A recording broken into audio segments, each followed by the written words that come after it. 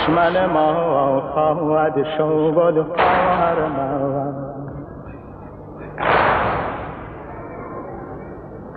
لشکر میخند شما را به اسیری گیرند، لشکر میخند شما را به اسیری گیرند.